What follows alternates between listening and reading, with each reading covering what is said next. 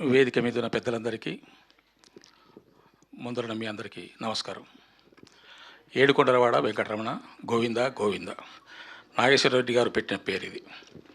ఈ సినిమాలో శ్రీకాంత్ గారికి అంటే హీరో గారికి పాత్ర తండ్రిగా వేశాను నేను. ఒక గొప్ప నటుడితో, నేను అభిమానించే నటుడితో సినిమా చేయడం అనేది సార్తో నేను ఎప్పుడు చెప్పలేదు. నా మనసులో దాచుకున్న మాట ఇది.